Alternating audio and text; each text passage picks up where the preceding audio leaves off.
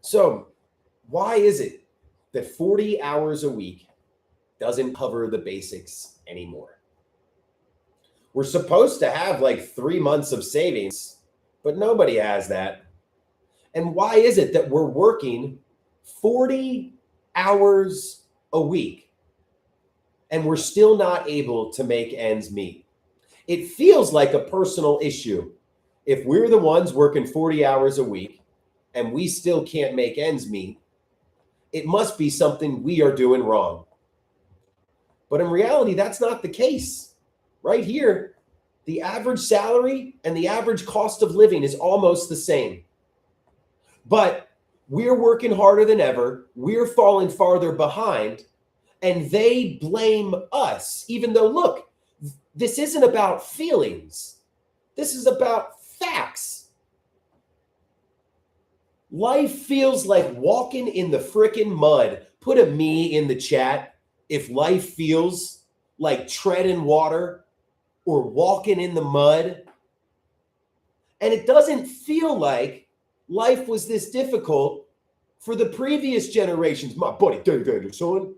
It doesn't feel like life was this difficult for the previous generations. That's because it wasn't that difficult. Sure, the system never worked for everybody.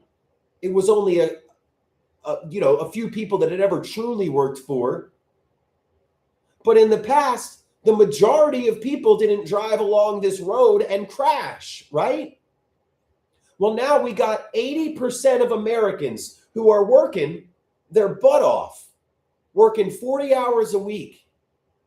And those people can't make ends meet.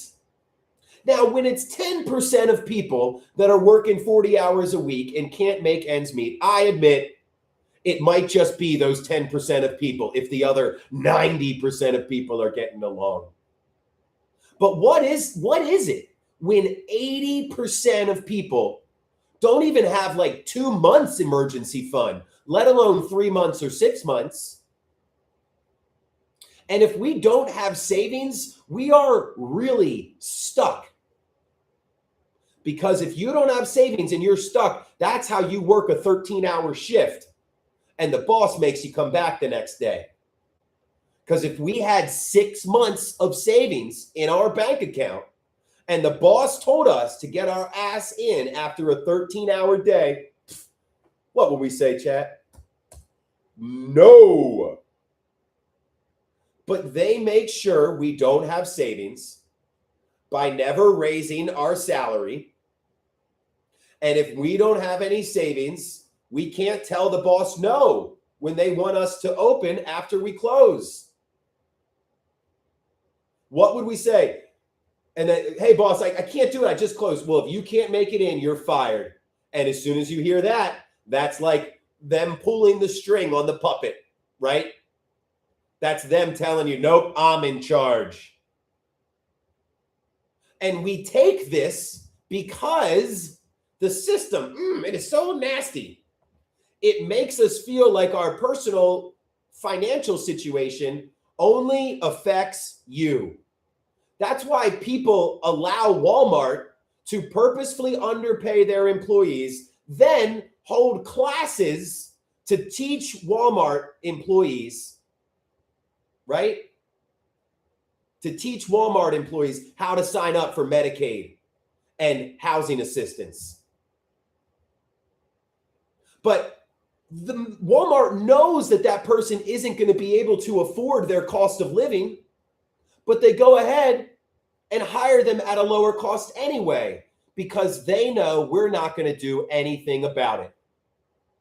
Because we don't have any leverage. We are like the ants in A Bug's Life, and Walmart and the corporations are the grasshoppers. And the ants in A Bug's Life did not realize they had the power, right? Until, not when it was 100-1. It wasn't, there's more of us than there are them. No, that's not what power is. Power is controlling the food. Power is controlling the essentials. Power is controlling medicine and healthcare. A country runs on its stomach. The people that control the food supply, they control you. And right now, corporations control all that. Corporations control our food, corporations control our housing, and corporations control our healthcare. And that would be all right if we could actually push back against the corporations, if they actually listen to our voices. But as every single one of us know, corporations don't care about you, and there's nothing you can do about it. Because they are cooperating to make sure that we don't have any say. And meanwhile, they use the media to divide us so much that we fight over whether there's a problem or not when 80% of people don't have savings, when just 400 individuals have more money than 130 million people. We still can't determine if there's a problem. So we fight over illegal immigrants, right? So we fight over trans athletes. We essentially fight over things that do not affect the majority of Americans. Now, why is it that we would fight over things that do not affect us? Well, it's probably because we don't have any savings and we're one step away from financial ruin. And when all of us are one step away from financial ruin, we look for the problem. And because the same people who are causing the problem own the media, they tell us lies. Right? Who do politicians work for? Politicians work for the corporations. We're trying to end corporate welfare because here's the thing. As soon as you point out that corporations are taking advantage of people, people take that and point right back at the individual. And that protects only the system. So Rebel O Man, they've been brainwashed. And this group doesn't talk to people who've been brainwashed, or we don't get angry about people who've been brainwashed. We ask, let's figure out who's doing the brainwashing and why this helps them. Let's follow the money. Because that's really the thing. If you don't recognize that Walmart is purposefully hiring employees at $12 or $13 an hour, then they hold classes for those employees to sign up on medical assistance. And they hold classes to show those employees how to sign up for housing assistance. That's a corporation that made $10 billion in profit. Profit comes after you pay all of your salaries. Profit comes after the CEO gets their salary, after you've paid all your debts, after you've paid your long-term obligations. The money left over is profit. And Walmart had $10 billion left over. So we're not talking about welfare at all. We're saying end the corporate welfare. Why is a $10 billion corporation teaching its employees to go on medical assistance? And that costs all of us. Well, the bugs in A Bug's Life figured out that it wasn't the fact that there was 100 to 1 that gave them the power. The bugs in A Bug's Life figured out it was that they were the ones that picked the food for the grasshoppers. Without the ants, the grasshoppers would not have food to eat. So the grasshoppers constantly manipulate them. So the ants never get on the same page. Sound like something we've been going through lately? First, they make us broke. How did they do that? They did that by getting rid of all the competition. There are hardly any more mom and pop shops anymore. And you know what? If 100 of us walked into Walmart over the next week and all of us walked out,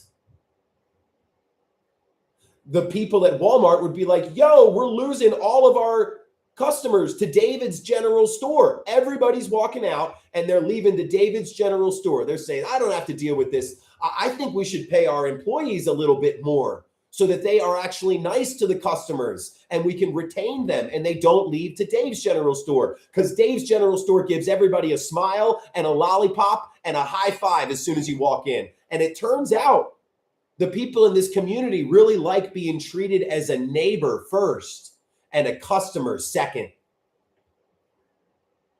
And the reason that they haven't raised salaries in decades is because we have no local mom and pop shops. We can't walk out. One of our easy solutions is let's put swap meets and farmers markets in every single Walmart parking lot. Let's put farmers markets in every single grocery store parking lot. When we walk in and that apple is brown and full of spots, or the employee runs the other way when we ask a question, we need to have the ability to walk out that store and vote with our dollars. So that's the first thing. All we're talking about is voting with our dollars. So that's our first step in leverage. They took away our ability to vote with our dollars. There's no more mom and pop shops anymore. And then because we can't walk out and go shop somewhere else, they don't need to pay their employees more money. That's how all of the wages stagnate. And over the last decade, the cost of living clicks up a percentage point or two each year. And slowly but surely, the cost of living and the average salary are the same. That keeps us out of savings. And much like the Bugs Life realized that them growing the food is what built their leverage, us having savings in our bank account is leverage. And if we don't have savings in our bank account, the people up top completely control us. So I know it took me 10 minutes, but that's why it should not take 1 year to build up 1 month of savings. And this is done on purpose, because if you do not have savings, oh yeah, we know reality. That's what we're talking about. Because if you do not have savings, you cannot say no to your boss. And if you cannot say no to your boss, you are stuck. Here's how I can prove that you can't say no to your boss.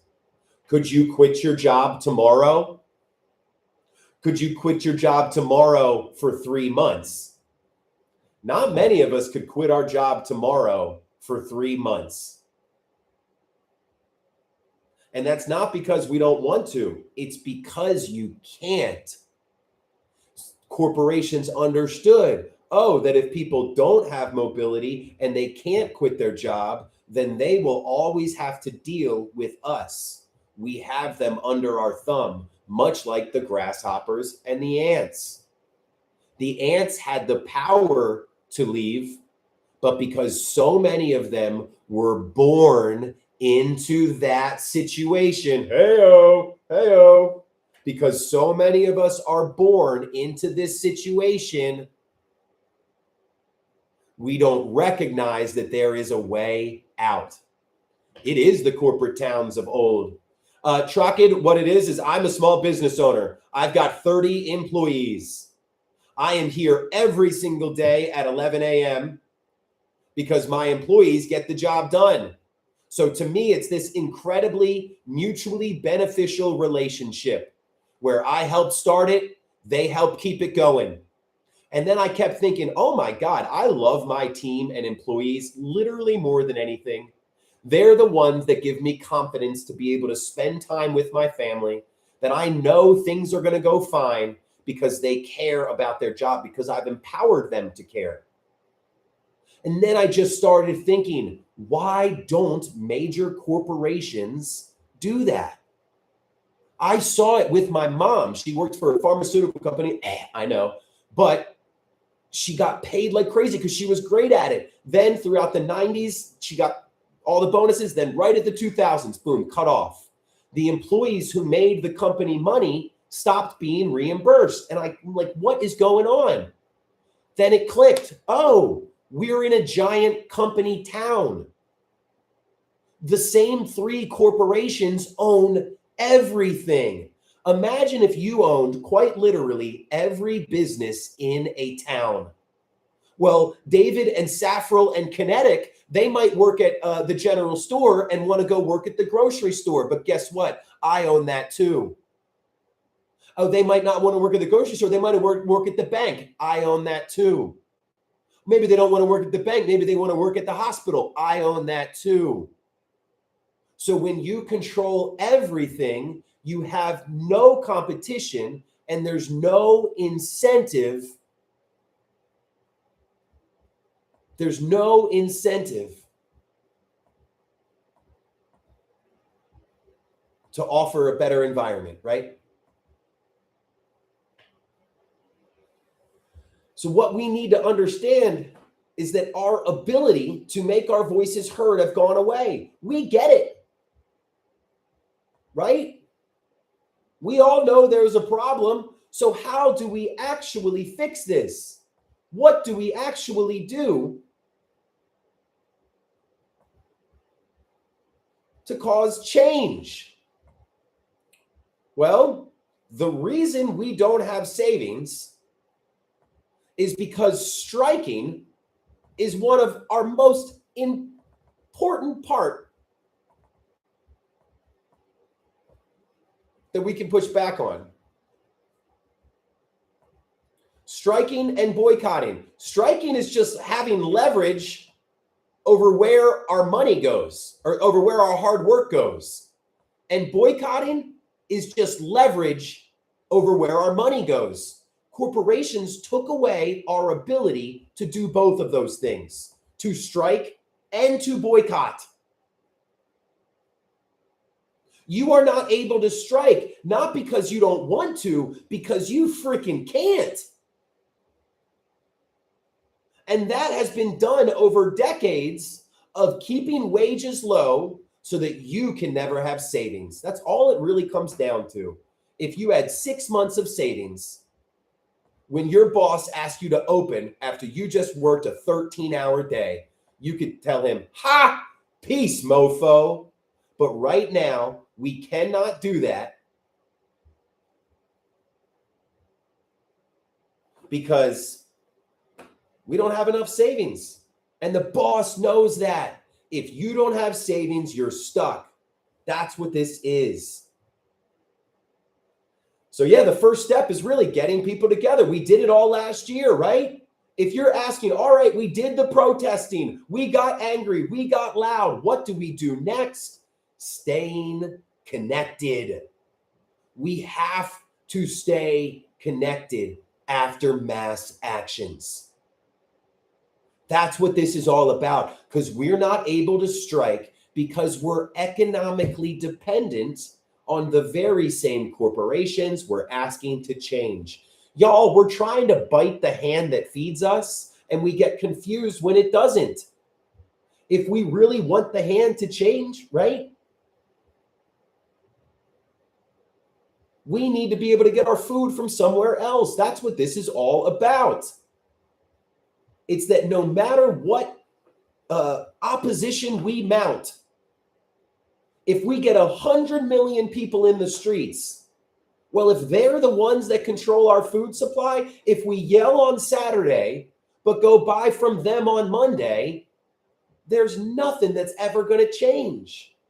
My really sad analogy is it's like we have alcoholic parents, and our parents are addicted to alcohol. And we ask, except in this case, it's money, right? So we ask them, hey, please change. You're hurting us. Please change. But because we have no leverage to force change, they are stuck in their addiction. So what we need to do is build back leverage to force change. And that child doesn't need to go and get their own house and own apartment. No, they just need to reduce dependence on corporations. That's it. And you do that by moving back little by little. So you just build back leverage. So in the scenario with the child, maybe they go and stay with their aunt for a weekend. So we are not just talking about what is wrong. We are building what is right.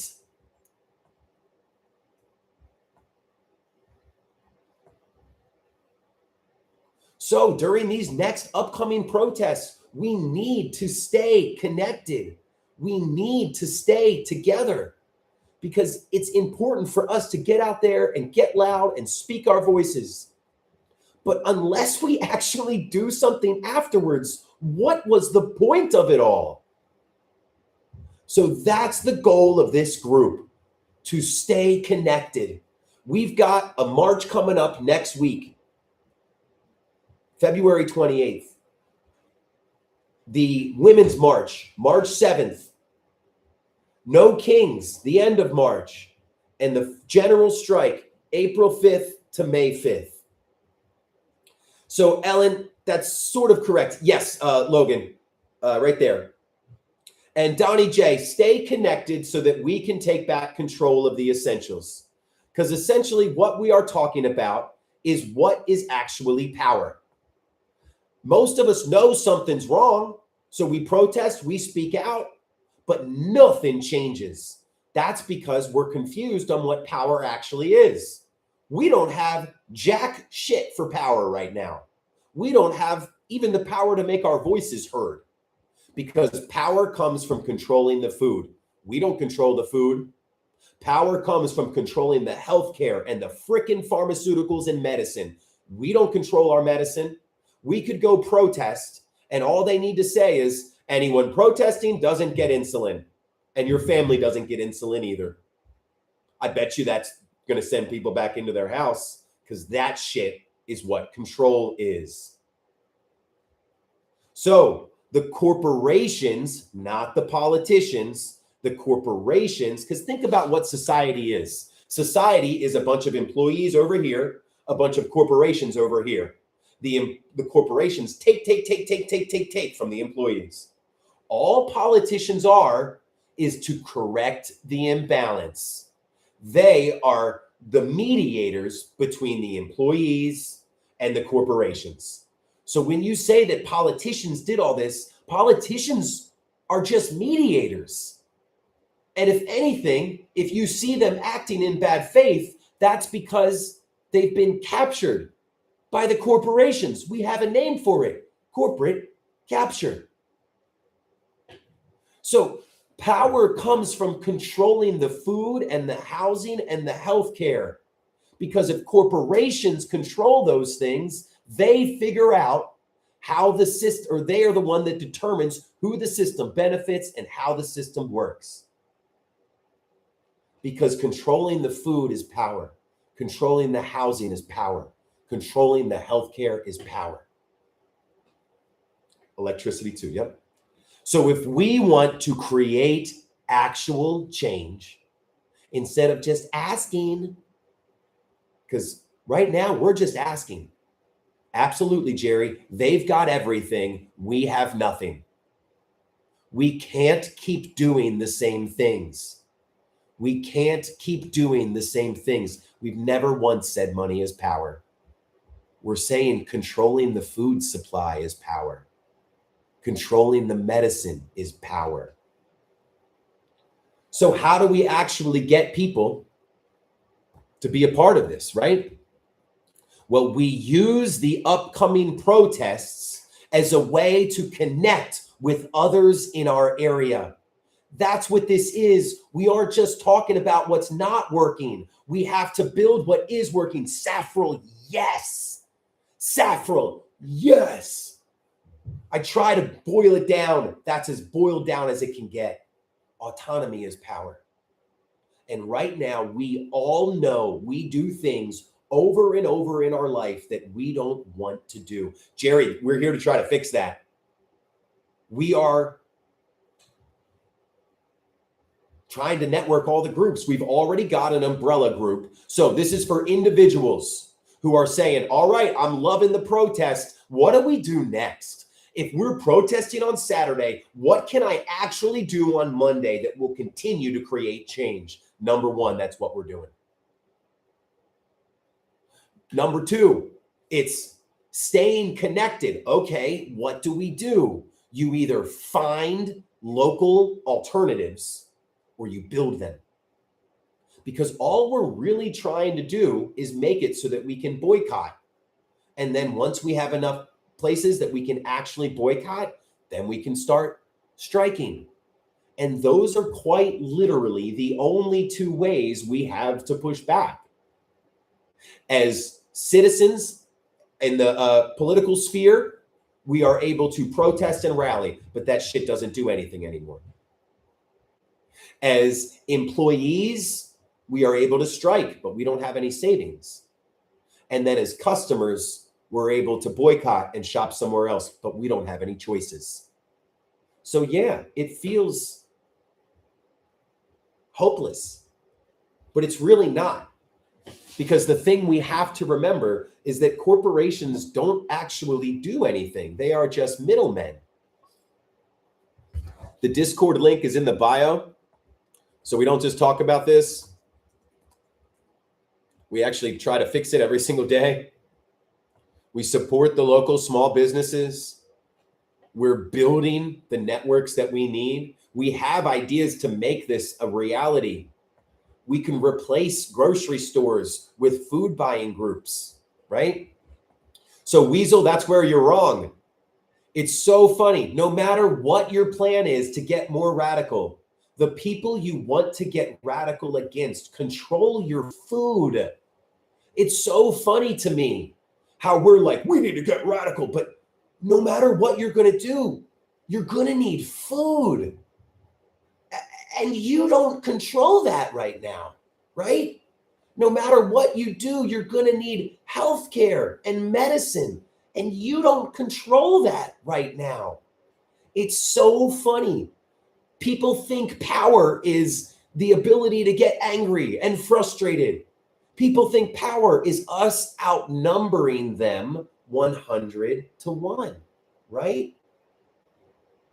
The people don't need the government, but the people need the corporations that control the government, because it's those corporations control our food and our water and our housing and our healthcare. Jerry, you're right. Here's what it is now. Safril, right on the lines of that. It's like we are going into the doctor and we get a terrible diagnosis, but then the doctor doesn't tell us the cure. So we freak out, right? We freak out and we go home. Weasel, you're fine. We know that you think you're some kind of knight, but what we're saying, you're basically like, I'm gonna do something. And so what we're saying is, no matter what you do, don't you need food in your stomach? And so say you might need 1,000 people, right? And that's where it is. So that's where, y'all, those people don't matter, right? So I fell into my own thing because it's human nature. The people that are like Weasel are here to distract, derail, and divide. We got 70 other people that are feeling this, but your brain goes, oh, I got to get the one person that isn't. No, we got to say, nope, that person is not here in good faith. That person is not here in good faith. And I'm going to waste my time if I keep talking to him. So the upcoming one is in DC, February 28th, the March for Democracy. Absolutely, Safril. There you go. And it's where what I was seeing is that when somebody comes in like that, I don't think they're going to work as part of a team. Tell me if I'm wrong, but from seeing that person's responses, there was no want to connect and build something greater. It was, my ideas are right. If you don't do exactly what I say and get more radical, I'm going to troll and distract and divide. And that's apparently someone who's on the same side as us. That's honestly, it's what disappoints me the most. And what makes me saddest the most. Reality, China or America has to happen first. We are the stalwarts of capitalism. Those are the two, right? So we are building what we need. We've got all the information in the Discord. So if you want to learn more, if you want to connect, come join the Discord. If you want to build what we actually need, that is what we are doing. We aren't just talking about what is wrong. We are building what is right. And so we've got to understand with these protests coming up that the goal is to stay connected. So somebody says on Instagram, I'm all for resistance, but I'm limited by my financial inability to get to you and your causes. That means nothing. Here's the number one thing that everyone has to do. We all have to speak out.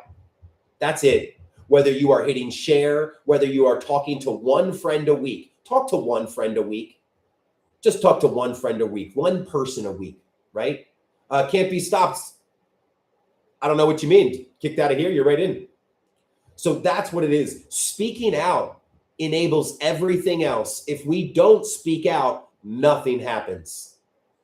Because then when people start speaking out, they either hear that there's a problem, they just start changing their personal choices, right? All right, well, I'm not going to shop at Walmart anymore.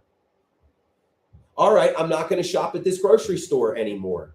So we change our personal choices. Then the issue is that if we all try to just change our personal choices, it'll never be enough. Liv Ramey on Insta's got it. We've got to get to know your neighbors. And that is my favorite part about this. My favorite part about this is, hey, neighbor. We have partnered with such an incredible person whose goal is to turn 10,000 neighborhoods into communities. Well, Dave, we've been killing it on FB lately, so I appreciate it. The goal is to turn 10,000 neighborhoods into communities. That's where we can start, y'all. So if all this political stuff is scaring you, it's like, oh, I don't know about that. Because I'm kind of the same way.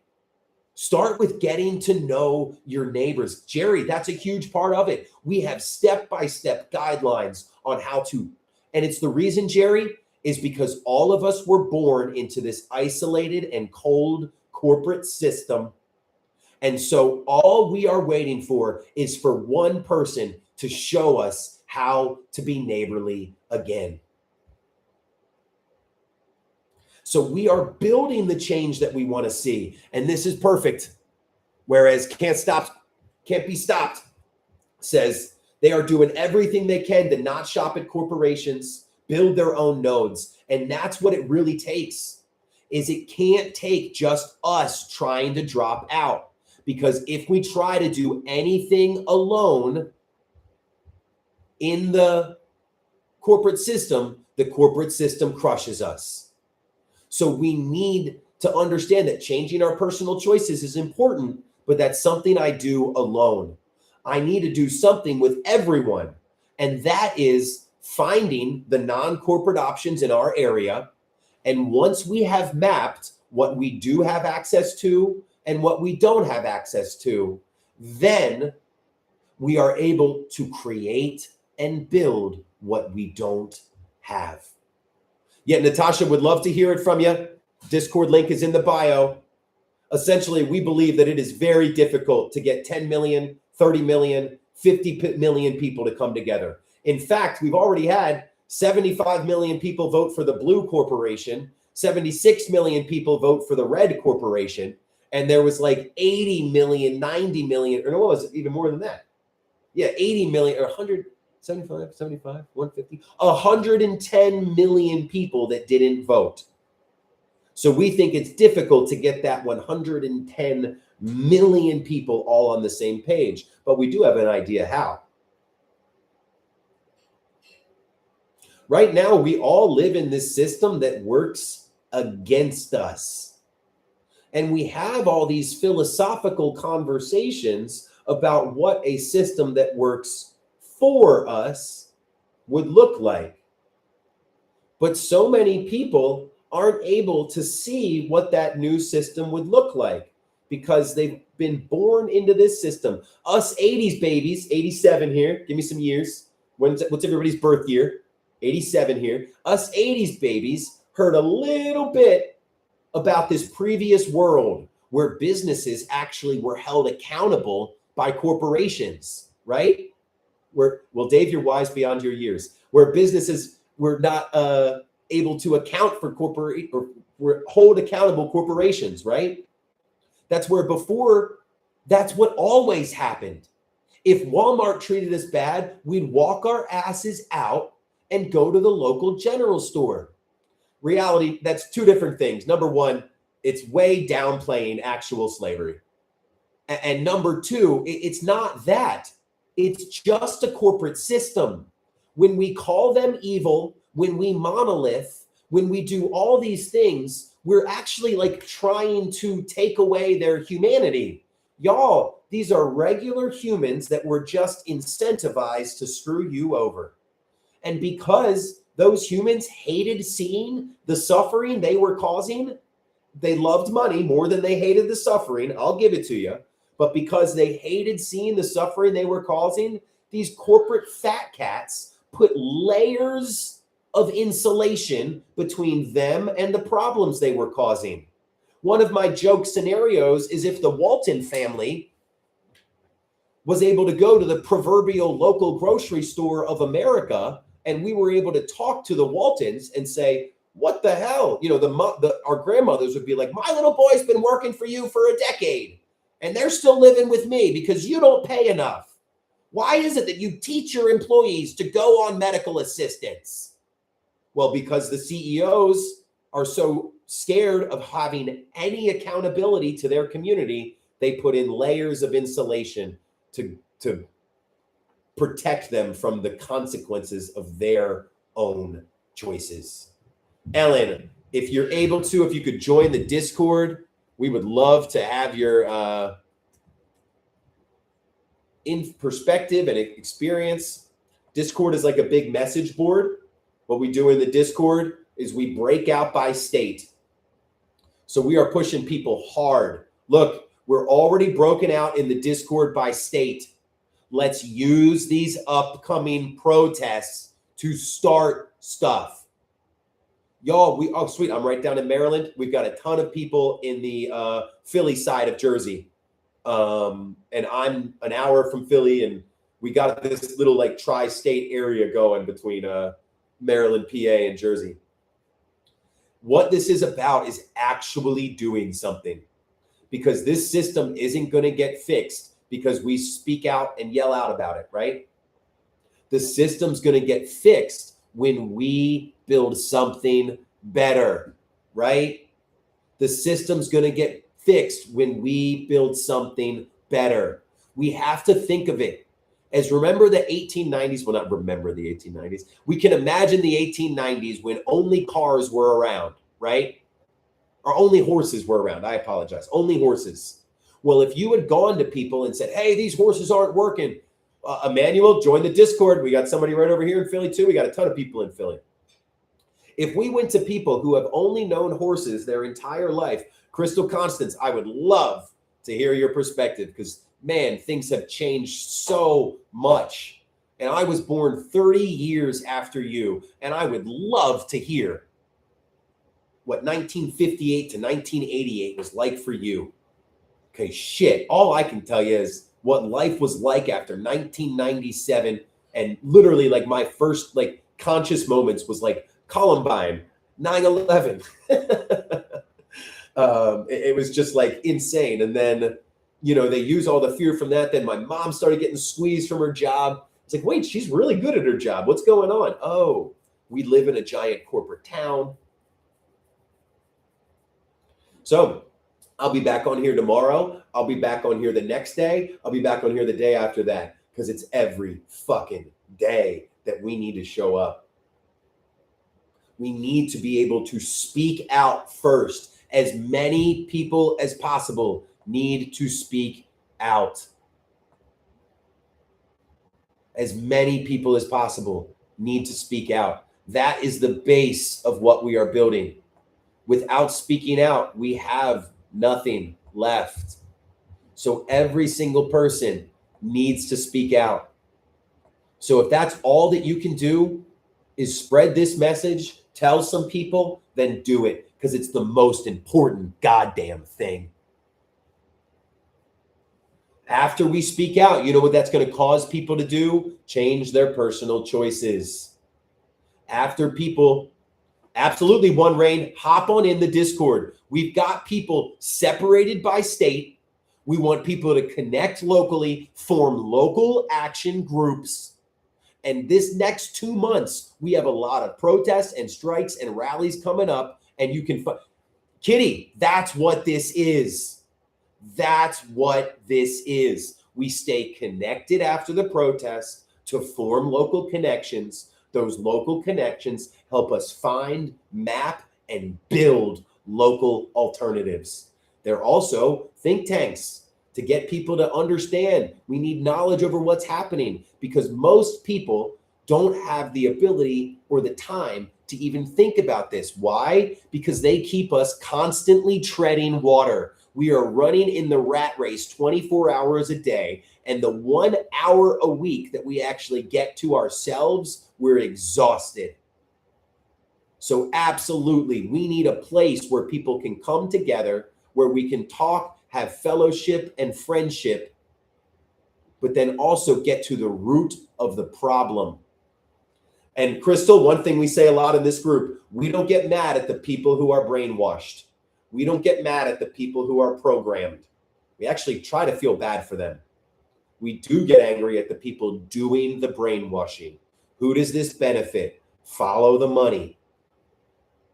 So when people come in and are, MAGA essentially, or on the other side, I'm just like, oh, that's somebody that has been born into it.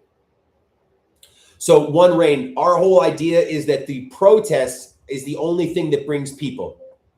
If you had a No Kings think tank, I don't know if No Kings would have been as big, because it's a No Kings protest. Like, people are angry, and it's the anger is what rallies them. What you need to do is use the upcoming protests to build your think tank.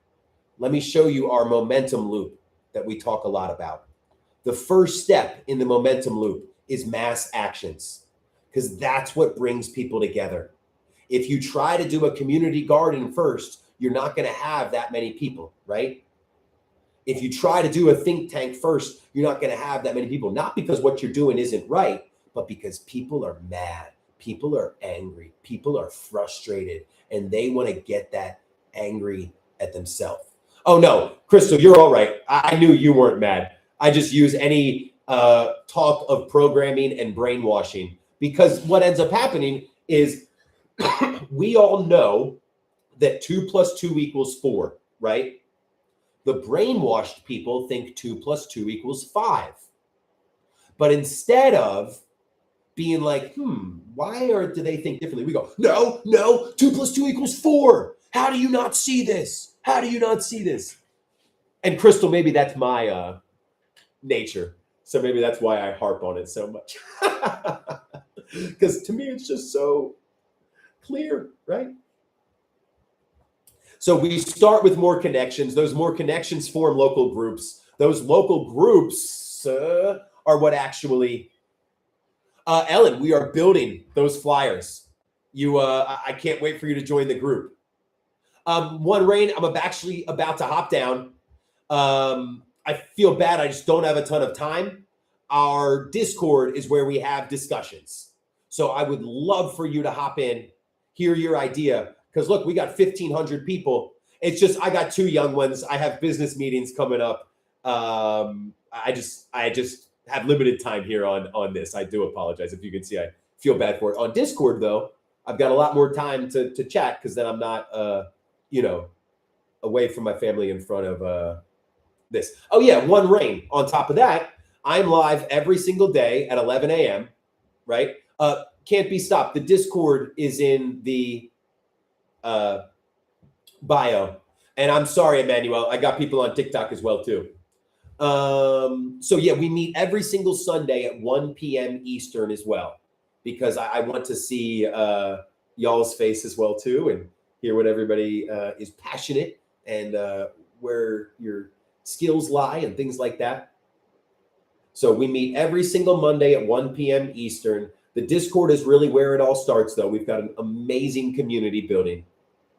And the whole goal is to connect people locally, to start this goddamn momentum loop. Because if we can get a situation where all actions support the other, then no matter how small, no matter what it is you do, you're like, shoot, I can only speak out 3 times a week. But I know that me speaking out is leading to more people hearing the truth. And when more people hear the truth, they will start changing their choices. And then if they stay connected, they'll realize, man, no matter what I do individually, the corporations are always going to be able to step on me. Maybe I need to start linking up with other people in my area to make us a bit stronger, to give us some leverage, because we don't, we are stacking our actions for maximum impact. We meet every single Sunday at 1 p.m. Eastern. I am live every single day here around, I'll be live at 11 a.m., but I usually go live a little bit earlier. Go ahead and give us a follow if you haven't yet, but follow that Discord. Discord link is in the bio. Mary, thank you. And if you have any questions or anything, hop into the Discord, ask me. I'm really looking forward to hearing from you, One Rain. And just Dave, great seeing you. Safro, appreciate it. Kitty and Crystal and One Rain and Cozy, and appreciate everybody so much. Please make sure you are coming back day after day. You can come on into the Discord where we are not just talking about what's not working. We're trying to build what is. I appreciate everybody so much. Have a great rest of your day. Bye, y'all.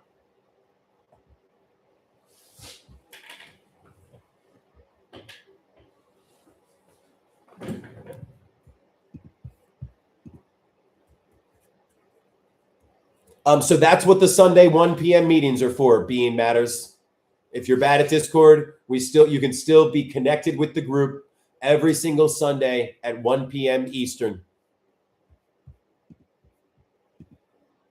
The link